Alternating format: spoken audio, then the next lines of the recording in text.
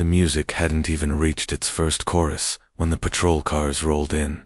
Red and blue lights sliced through a scene that was supposed to be sacred, a black wedding in full bloom, guests dressed in their best, elders smiling with quiet pride, children laughing freely under string lights. For a split second, joy froze. Conversations died mid-sentence. Hearts dropped into familiar, unwanted silence, because for many here, this wasn't just a wedding interruption, it was a memory repeating itself. Someone across the street had decided that this celebration did not belong, that black joy needed supervision, that a phone call could restore what she believed was order. And none of the guests knew yet that the man about to be questioned by police, the groom, was not just any man standing at the altar. He was their chief. The summer air still carried anticipation, but now it was layered with tension, the kind black families recognize instantly. The backyard had been transformed with care-white chairs, aligned like witnesses, soft lights hanging from an old oak, flowers placed with intention rather than excess. This wedding was never about spectacle. It was about dignity, about two lives choosing each other in a world that too often questions their right to peace. Inside the house, the bride steadied her breath, unaware that the day she had dreamed of was being tested in real time. Outside, the groom stood tall, calm in a way that only comes from years of carrying responsibility. He wasn't wearing his uniform, but authority still lived in his posture. This was supposed to be his one day off from judgment, from command, from proving he belonged. Instead, suspicion had arrived uninvited. Across the street, a neighbor watched from behind half-drawn curtains, her concern rehearsed, her discomfort unnamed. The unfamiliar cars, the music, the laughter. It all felt like too much for this neighborhood, for her sense of control.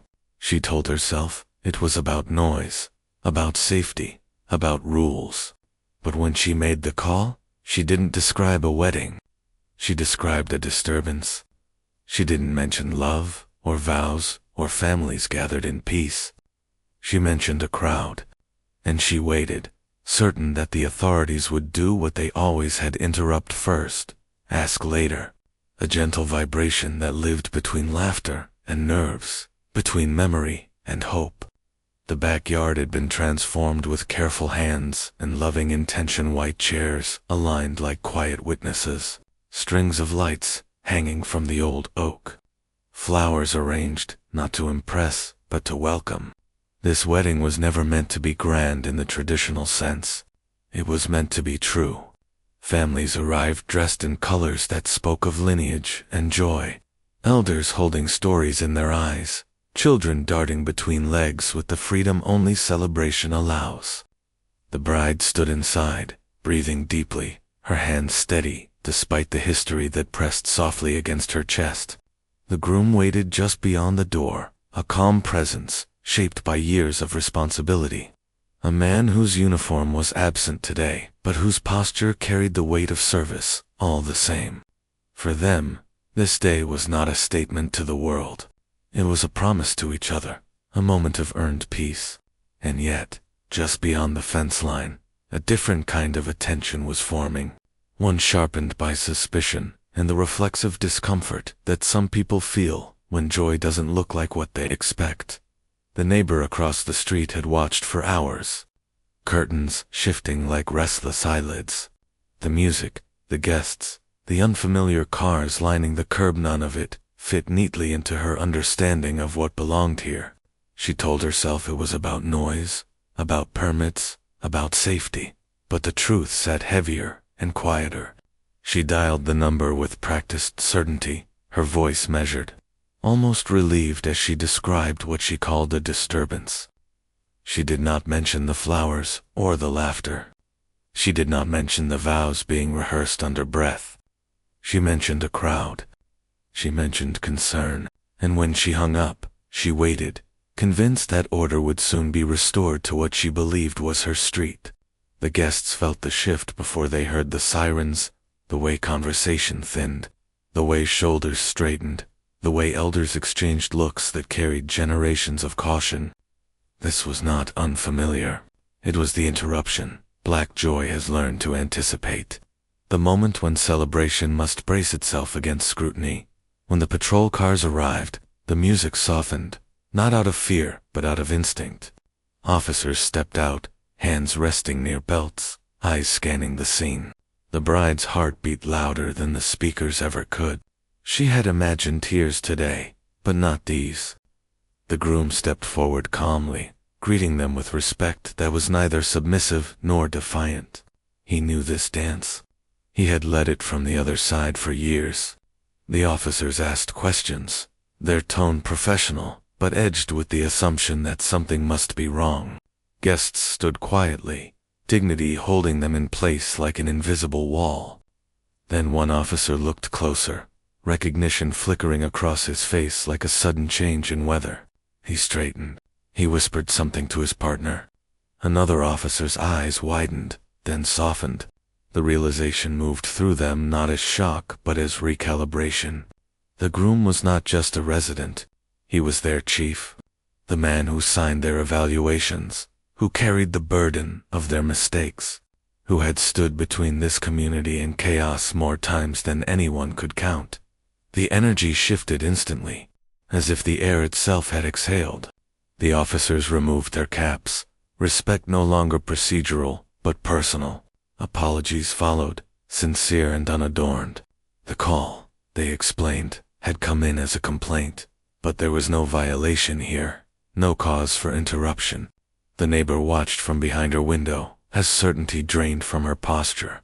The power she believed she had summoned dissolved in the presence of a truth she had not considered.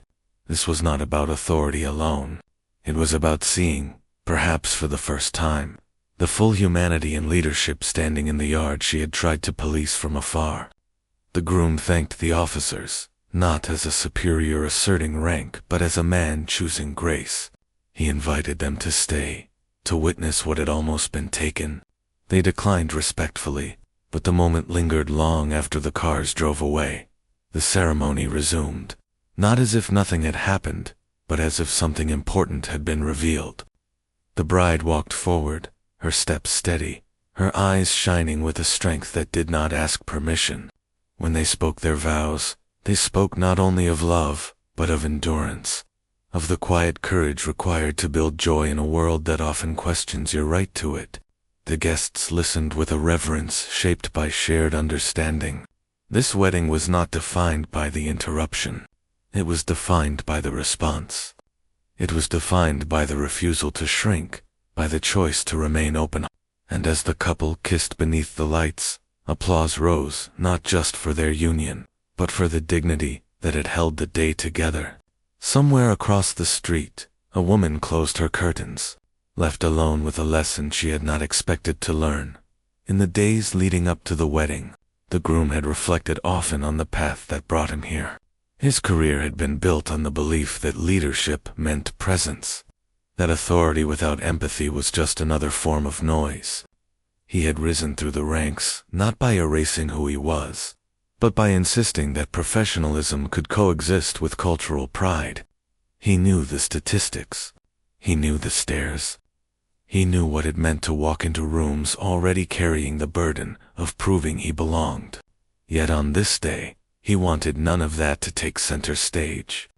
He wanted to be simply a man in love. The bride understood this deeply. Her own life had taught her the cost of being seen as an exception rather than a norm. Together, they had chosen a wedding that reflected community over spectacle, roots over performance. When the police arrived, it triggered something older than fear, a collective memory etched into the bones. Elders remembered weddings interrupted by laws that once forbade them. Parents remembered graduations shadowed by suspicion. Young people felt the tension and learned, again, how quickly joy can be questioned. But they also witnessed something else, the power of composure. The groom did not raise his voice. The bride did not retreat. Their families did not escalate. They stood in truth, allowing it to speak louder than any accusation. This was not passive acceptance. It was disciplined strength. A refusal to let the moment be hijacked. The officer's recognition of the groom's role did more than halt the complaint. It exposed the fragility of assumptions. It revealed how authority is often respected only when it aligns with familiar images. The groom was aware of this paradox, felt it settled quietly between apology and respect. He chose not to center himself as a symbol, though he knew others might. Instead, he centered the community, thanking his officers for their service, reminding them of the oath they all shared. In doing so, he reframed the moment from confrontation to connection. The neighbor's call had been an attempt to assert control, but it ended up illuminating something larger. It forced a mirror onto a street that had benefited from the groom's leadership without recognizing it. It raised unspoken questions about who is assumed to belong, whose celebrations are considered suspect, and why. While the neighbor never stepped outside to apologize, the silence that followed was its own form of reckoning. Sometimes accountability does not arrive with words. Sometimes it arrives with the weight of realization.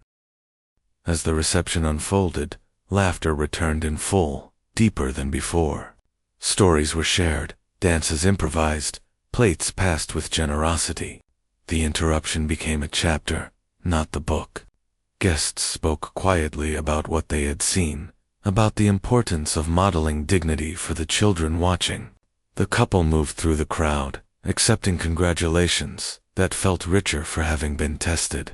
This was not resilience born of necessity alone. It was resilience, chosen, refined, and offered as an example. Long after the lights dimmed and the chairs were stacked, the story traveled beyond the street. It moved through family group chats, through whispered retellings, through the careful language of reflection. It was not shared to shame but to understand. People asked what it meant that respect appeared only after rank was revealed. They asked what might have happened had the groom been a teacher, a nurse, a mechanic. These questions did not have easy answers, but they mattered. The couple welcomed them, believing that conversation was a form of progress. The groom returned to work weeks later, his uniform once again a visible symbol. Officers greeted him with a renewed awareness, not because of the wedding, but because the wedding had reminded them that leadership is lived, not performed. He addressed the department with honesty, speaking about bias not as accusation, but as responsibility. He emphasized that calls should be handled with equal care, that assumptions can harm, that dignity must be protected, especially when it is ordinary. His words carried weight because they were grounded in experience. The bride, too, carried the moment forward. In her professional life, she advocated for spaces where black joy could exist without explanation. She spoke about the importance of protecting celebration, of understanding that safety and suspicion are not the same. Together, they became quiet ambassadors for a truth, often overlooked, that justice is not only about correcting wrongs, but about allowing people to live fully, without interference. The neighbor remained a distant presence, her role in the story fixed but not defining. There was no public apology, no dramatic confrontation. Instead, there was a subtle shift. The next time music floated across the street, no call was made. When greetings were exchanged months later, they were brief but civil. Change does not always arrive loudly. Sometimes it arrives as restraint, as the decision not to repeat a harm. This story resonates because it reflects a familiar pattern and an uncommon response. It reminds us that discrimination often hides behind procedure, that dignity requires constant defense, and that pride can be quiet and unyielding. It honors the courage it takes to remain open in the face of interruption, to choose grace without surrendering truth. And it affirms that Black life stories are not defined by the obstacles they encounter, but by the depth of humanity with which those obstacles are met. As years pass, the wedding becomes a cherished memory, layered with meaning. Children who were present grow older, recalling the day when joy paused and then continued, stronger for it.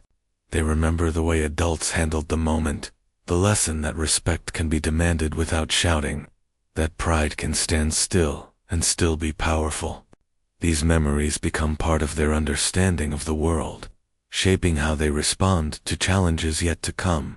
The couple's marriage thrives not because it was tested, but because it was rooted.